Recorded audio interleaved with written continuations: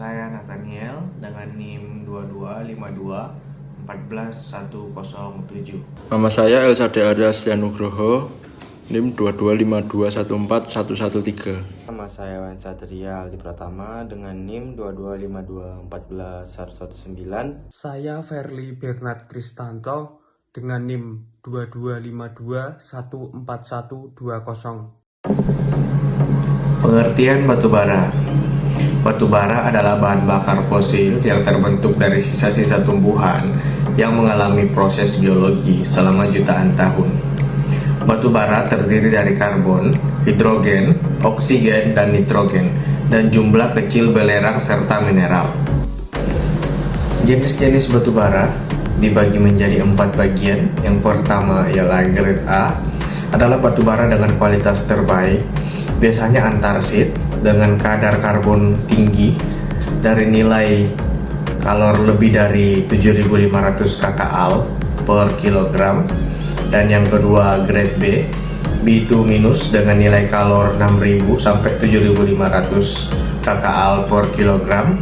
Dan yang ketiga grade C ialah subtim- dengan nilai kalor 4.500 sampai 6.000 kcal per kilogram. Dan yang terakhir grade D, lignit, dengan nilai kalor kurang lebih dari 4.500 kcal per kilogram, memiliki kadar air tinggi dan kandungan karbon yang lebih rendah.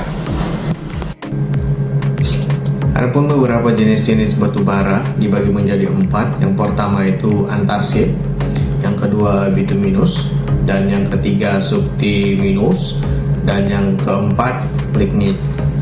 Antarsit adalah batubara dengan kadar karbon paling tinggi, lebih dari 86%, dan energi paling besar dengan nilai kalor 7.000 sampai 8.500 kcal per kilogram. Dan untuk bituminus, batubara dengan kandungan karbon sekitar 45 sampai 86%, sering digunakan untuk pembangkit listrik dengan nilai kalor 5.800 sampai 8.000 kcal per kilogram. Dan untuk yang ketiga, untuk subtiminus, kandungan karbon paling rendah sekitar 35 sampai 45%, dan lebih sedikit menghasilkan polutan dengan nilai karbon 4.500 sampai 6.000 kcal per kilogram. Dan yang terakhir lignit, batubara dengan kadar karbon paling rendah,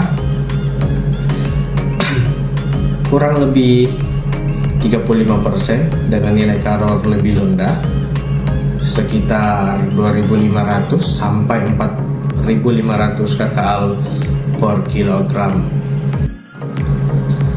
Spesifikasi bahan bakar dibagi menjadi 2 bagian.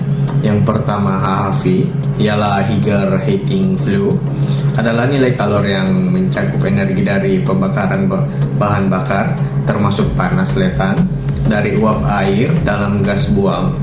Dan yang kedua LHV, Lower Heating Flue, ialah nilai kalor yang lebih rendah karena tidak memasukkan panas letan dari uap air ke dalam gas buang.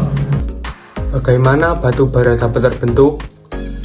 Jadi, batu bara adalah mineral organik yang dapat terbakar, terbentuk dari sisa tumbuhan purba yang mengendap, yang selanjutnya berubah bentuk akibat proses fisika dan kimia yang berlangsung selama jutaan tahun. Oleh karena itu, batu bara termasuk dalam kategori bahan bakar fosil. Adapun proses yang mengubah tumbuhan menjadi batu bara tadi disebut dengan pembatubaraan atau qualification. Faktor tumbuhan purba yang jenisnya berbeda-beda sesuai dengan zaman geologi dan lokasi tempat tumbuh dan berkembangnya, ditambah dengan lokasi pengendapan, sedimentasi tumbuhan, pengaruh tekanan batuan dan panas bumi, serta perubahan geologi yang berlangsung kemudian akan menyebabkan terbentuknya batu bara yang jenisnya bermacam-macam. Oleh karena itu, karakteristik batu bara berbeda-beda sesuai dengan lapangan batu bara, seperti coal field dan lapisannya coal seam. Untuk proses awal terbentuknya batu bara adalah endapan tumbuhan berubah menjadi gambut atau peat, yang selanjutnya berubah menjadi batu bara muda atau disebut dengan lignite, atau disebut pula batu bara coklat atau brown coal. Batu bara muda adalah batu bara dengan jenis maturitas organik rendah.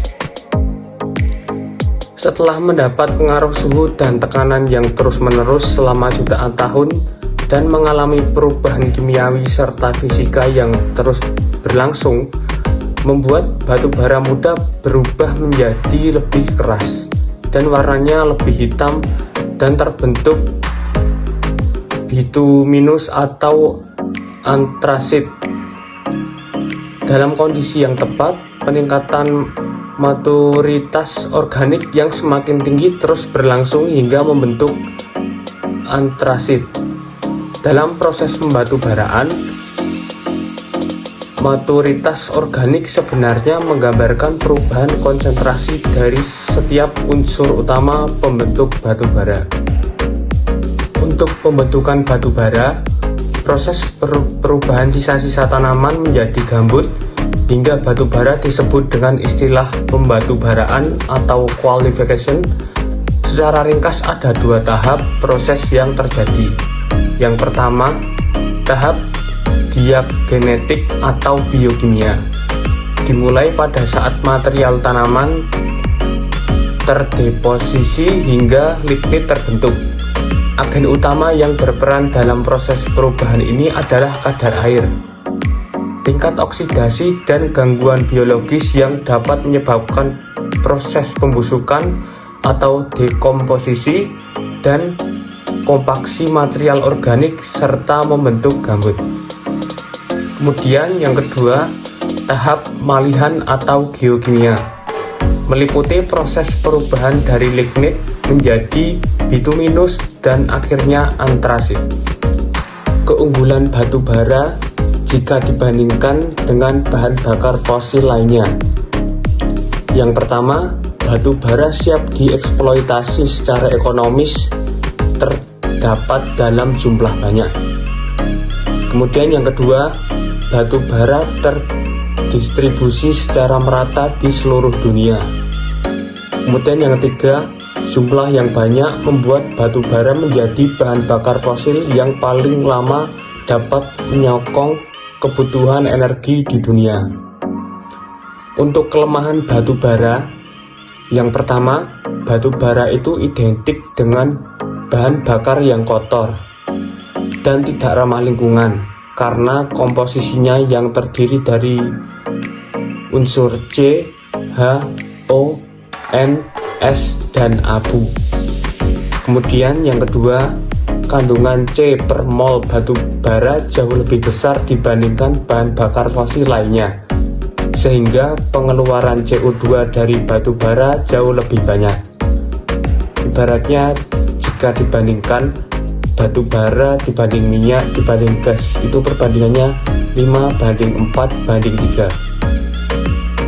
Kemudian yang ketiga, kandungan S dan N batu bara bisa terlepas sebagai SOX dan NOx dan menyebabkan terjadinya hujan asam. Proses pembakaran batu bara. Pembakaran batu bara adalah proses reaksi kimia antara batu bara dan oksigen yang menghasilkan panas, gas buang, serta sisa pembakaran berupa abu. Proses ini terjadi dalam beberapa tahapan, dimulai dari pengeringan untuk menghilangkan kandungan air, pelepasan gas volatil yang mudah terbakar, hingga pembakaran karbon padat yang tersisa. Panas yang dihasilkan dari proses ini digunakan untuk menghasilkan uap bertekanan tinggi yang menggerakkan turbin dalam pembangkit listrik tenaga uap atau bisa disebut PLTU. Tahapan pembakaran batu bara. Yang pertama itu ada pengeringan atau drying. Tujuannya untuk menghilangkan air yang ada di dalam batu bara dengan suhu temperatur kurang lebih 100 sampai 200 derajat Celcius. Lokasi reaksinya itu terjadi pada pulverizer dan burner.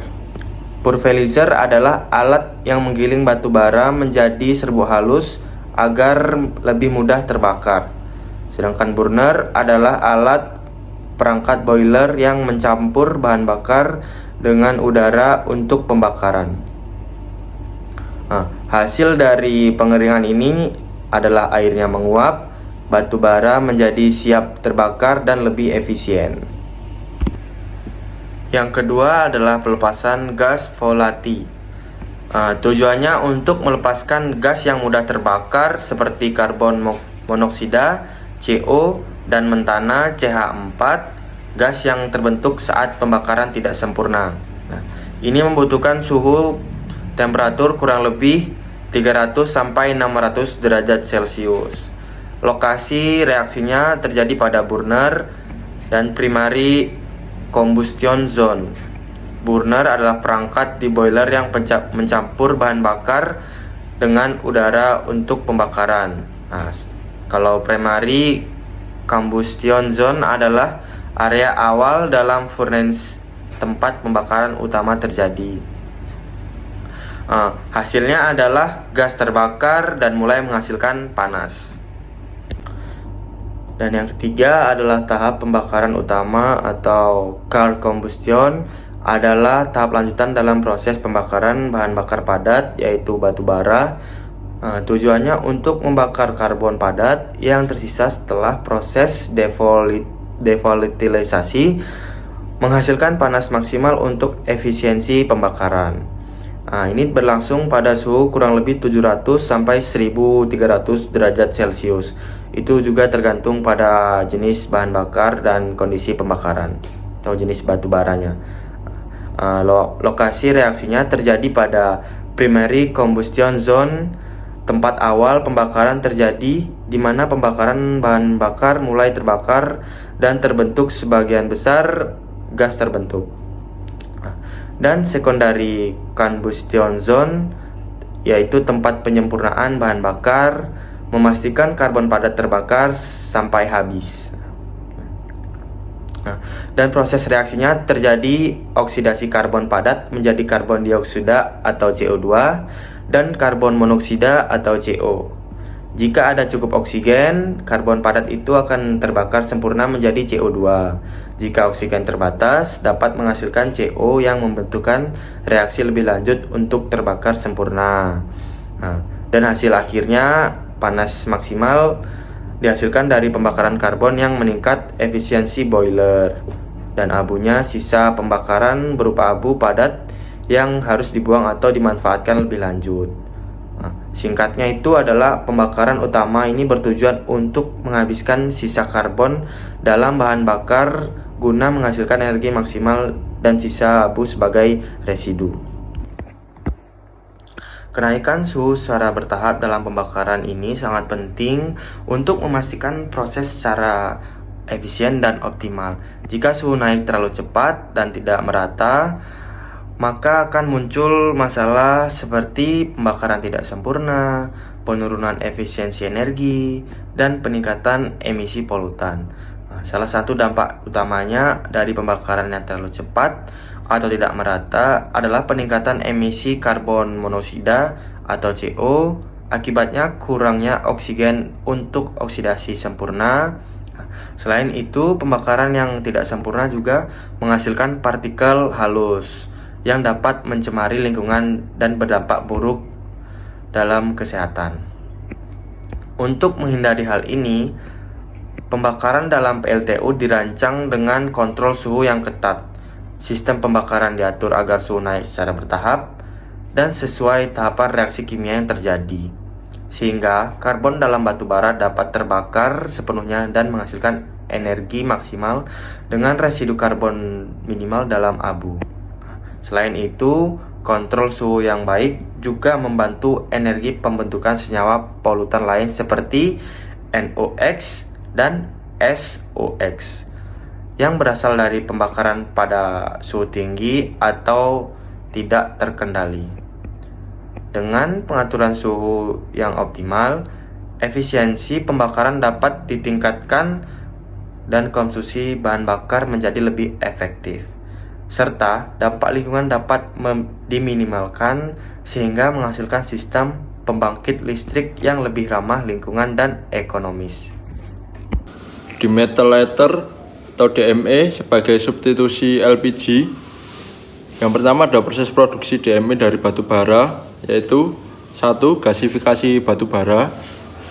Gasifikasi adalah proses konversi bahan padat seperti batu bara, biomasa atau limbah organik menjadi gas sintetis atau singas melalui reaksi kimia dengan jumlah oksigen atau uap air yang terbatas.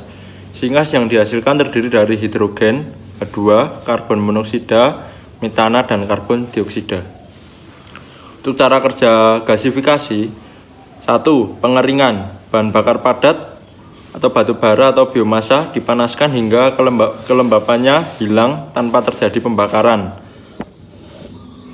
Proses ini mempersiapkan bahan baku untuk tahap selanjutnya. Yang kedua, pirolisis atau devolatilisasi, yaitu pada suhu sekitar 200 hingga 700 derajat Celcius, senyawa organik dalam bahan baku mulai terurai, kemudian terbentuk gas ringan, tar, dan residu karbon. Cara kerja gasifikasi selanjutnya, yang ketiga, yaitu oksidasi atau pembakaran parsial. Oksigen atau uap air diberikan dalam jumlah terbatas untuk mencegah pembakaran sempurna. Reaksi ini menghasilkan karbon monoksida, karbon dioksida, dan uap panas.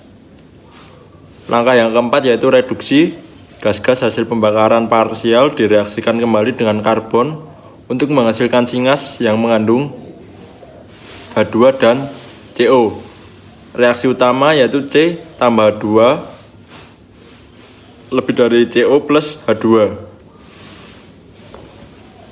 Kemudian CO2 ditambah C, kemudian hasilnya 2CO. Untuk yang selanjutnya yaitu CO plus H2O, selanjutnya CO2 plus H2. Kemudian untuk alat yang digunakan dalam gasifikasi yaitu 1. Fixed bed gasifier atau bahan baku bergerak perlahan ke bawah melewati berbagai zona pengeringan, pirolisis, oksidasi, dan reduksi. Jenisnya ada updraft gasifier, yaitu udara masuk dari bawah, gas keluar dari atas. Kemudian downdraft gasifier, udara masuk dari tengah, gas keluar dari bawah. Yang kedua ada fluid disk bed gasifier, yaitu partikel bahan baku mengembang dalam aliran udara atau uap air, meningkatkan efisiensi reaksi dan cocok untuk skala industri. Yang ketiga yaitu intranet flow gasifier, partikel bahan baku berbentuk bubuk halus dan direaksikan dengan oksigen pada suhu sangat tinggi, yaitu minus 1200 sekitar minus 1200 derajat Celcius, kemudian menghasilkan singas yang lebih bersih dengan sedikit residu padat. Proses DME dari batu bara yang selanjutnya yaitu yang kedua, konversi singas menjadi dimethyl ether atau DME. Singas direaksikan untuk membentuk metanol yaitu CH3OH melalui reaksi berikut, CO plus 2H2 menjadi CH3OH. Metanol kemudian dikonversi menjadi dimethyl ether atau DME melalui dehidrasi, yaitu 2CH3OH menjadi CH3OCH3 ditambah H2O. DME berbentuk gas pada kondisi standar dan memiliki sifat mirip LPG. Yang ketiga, karakteristik dimethyl ether atau DME. Bentuknya gas, tidak berwarna dengan bau samar. Sifat pembakaran lebih bersih dibandingkan LPG karena tidak menghasilkan karbon hitam atau soot. Untuk tekanan penyimpanannya mirip LPG sehingga dapat menggunakan infrastruktur LPG dengan sedikit modifikasi saja. Untuk keamanannya tidak beracun tetapi memiliki tekanan uap lebih tinggi daripada LPG sehingga memerlukan tangki dengan spesifikasi tertentu. Untuk yang keempat, pencampuran DME dengan LPG. DME dapat dicampur dengan LPG dalam berbagai komposisi untuk digunakan sebagai bahan bakar rumah tangga dan industri. Campuran DME dan LPG menghasilkan efisiensi pembakaran yang baik. Terus untuk keuntungan substitusi, yaitu ada 3. Yang pertama, mengurangi ketergantungan pada impor LPG. Kedua, memanfaatkan sumber daya batu bara dalam negeri. Ketiga, lebih ramah lingkungan dibandingkan LPG murni. Untuk yang kelima, tantangan implementasi DME sebagai pengganti LPG. Ada 3. Yang pertama, modifikasi infrastruktur, yaitu beberapa peralatan LPG mungkin perlu disesuaikan untuk kompatibilitas dengan DME.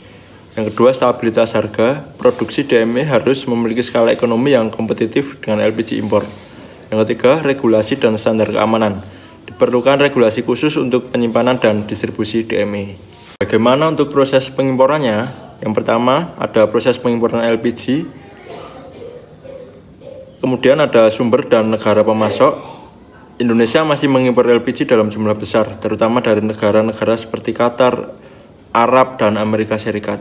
Impor LPG dilakukan karena produksi dalam negeri belum mencukupi kebutuhan konsumsi nasional.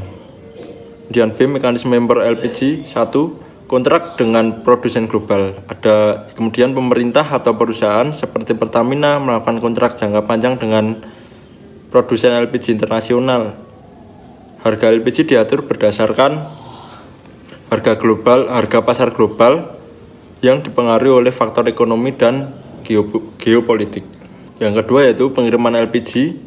LPG diangkut dalam kapal tanker LPG khusus dengan tekanan tinggi dan suhu rendah.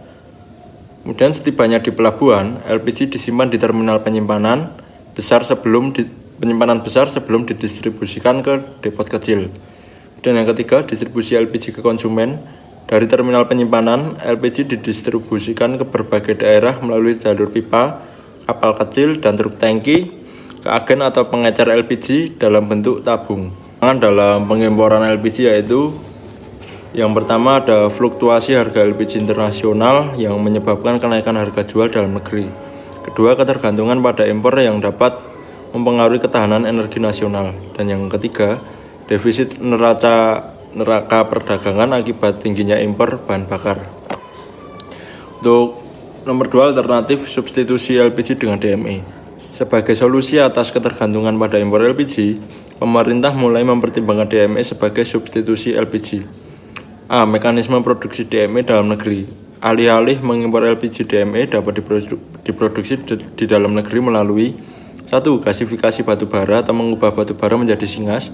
2. Konversi singas ke metanol melalui reaksi kimia dengan katalis tertentu. Dan yang ketiga, sintetis DME dari metanol dikonversi menjadi DME. B. Pengurangan ketergantungan impor. Yang pertama, dengan produksi DME dari batu bara dalam negeri, Indonesia dapat mengurangi impor LPG secara bertahap. Yang kedua, DME dapat dicampur dengan LPG untuk transisi yang lebih mudah. Yang ketiga, infrastruktur yang sudah ada bisa disesuaikan untuk penggunaan DME. Yang terakhir, C. Tantangan implementasi DME. Ada 6. Yang pertama, investasi awal tinggi untuk membangun pabrik produksi DME. Yang kedua, penyesuaian infrastruktur distribusi agar kompatibel dengan DME. Dan yang ketiga, regulasi dan kebijakan harga yang mendukung transisi dari LPG ke DME. Yang keempat, saat ini Indonesia mengimpor LPG untuk memenuhi kebutuhan energi domestik. Dan yang kelima, DME dari batu bara bisa menjadi solusi substitusi untuk mengurangi ketergantungan pada impor LPG. Dan yang keenam, implementasi DME memerlukan dukungan teknologi, infrastruktur, dan kebijakan pemerintah agar bisa berjalan dengan lancar. Kesimpulan dari presentasi kami ialah batu bara tetap menjadi sumber energi utama dengan berbagai keunggulan dan tantangannya. Namun untuk mengurangi dampak lingkungan dan ketergantungan impor LPG, penggunaan Demetril, LT atau DME sebagai alternatif dapat menjadi solusi yang lebih berkelanjutan, meskipun memerlukan penyesuaian teknologi dan kebijakan yang tepat. Sekian dari kelompok kami. Terima kasih.